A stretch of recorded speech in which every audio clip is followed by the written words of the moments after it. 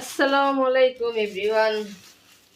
তো দেখতে পাচ্ছেন এই যে ইলিশ মাছ, আজকে হলে ইলিশ মাছ রান্না করবো। দেখি এটা ইলিশ মাছ, দেখেন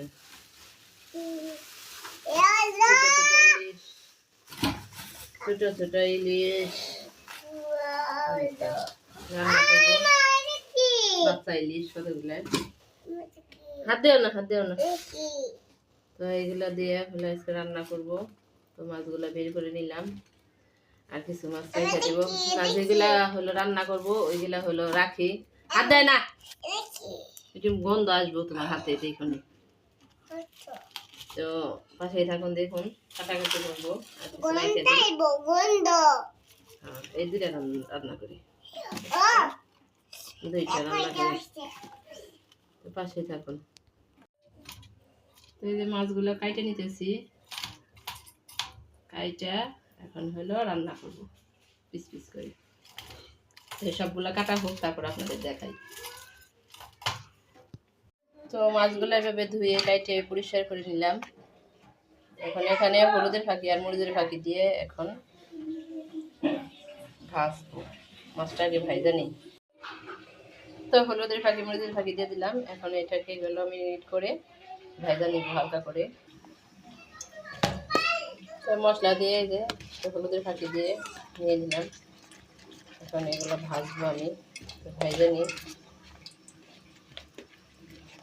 তো তেলটা গরম হয়ে গেছে কড়ার মধ্যে, তো আগে মাথাটা দিয়ে দিলাম।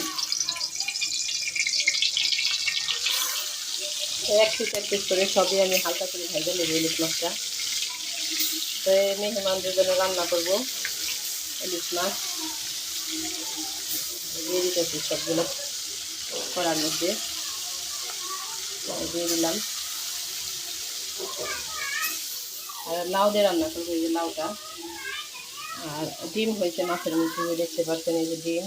তো ডিমটা আমি ভেজে নিব, পাশেই থাকুন দেখুন।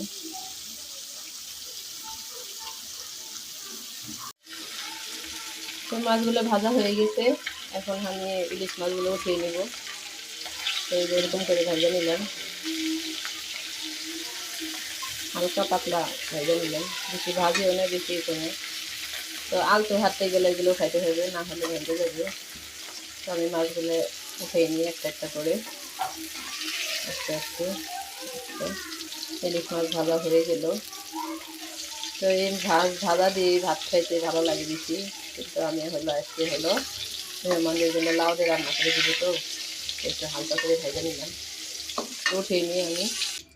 তো এখন এই তেলের মধ্যে হলো আমি পেঁয়াজ কাঁচামরিচগুলো দিয়ে দিব, আর একটু হালকা মশলা দিয়ে হলো তরকারিটা রান্না করি। তো আমি এটা কষাই নিই, আপনাদের দেখাবো পরে। যাতে রান্নাটা কমপ্লিট করি। তো মশলাতে কষানো হয়ে গেছে। তো মাছ ভাজাটা ওই যে উঠাই রাখছি, এখানে রেখে দিলাম। আর এই পাশে হলো এই যে চাপা ভাজতেছি, আর হলো ডিম ভাজতেছি। তো লাউটা এখন দিয়ে দিব। তো সবজিগুলো সবগুলো দিয়ে এখন কষিয়ে নিই। এই যে লাউটা দিয়ে দিলাম, এখন হলো ডিমগুলো ভাজবো। এই যে পাশেই দুইটা ইলিশ মাছের ডিম হয়েছে, এই চাপাগুলো আগে ভেজে নিতেছি। ভাজা হয়ে গেছে অলরেডি, এগুলো উঠিয়ে নিয়ে ডিমগুলো ভাজবো। তো এটা কষানো হোক, পাশেই থাকুন দেখুন। লাউটা কষানো হয়ে গেছে, প্রায় আর একটু হবে। তাই হলো মাছগুলো আমি দিয়ে দিব, রান্নাটা কমপ্লিট করে নেব।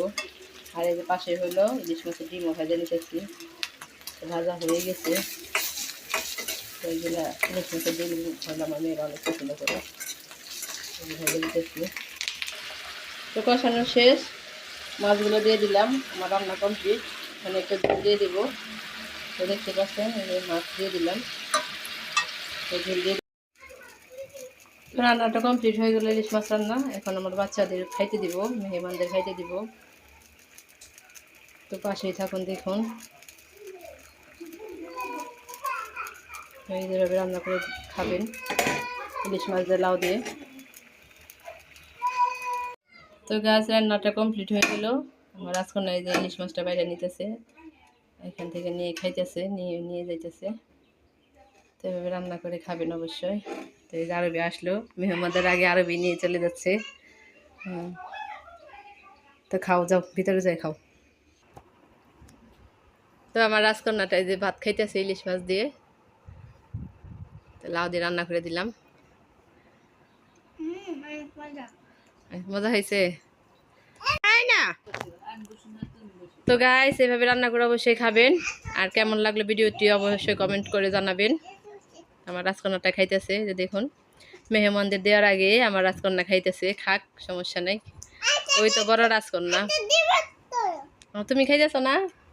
এই যে আয়সা খুশবু খাইতেছে, খুশবু মজা লাগছে তোমার কাছে? তুমি কার্টুনই দেখো, পাগল তুমি। তো আল্লাহ হাফেজ গাইস, ভালো থাকবেন, সুস্থ থাকবেন, আমাদের জন্য অবশ্যই দোয়া করবেন। আল্লাহ হাফেজ, টাটা।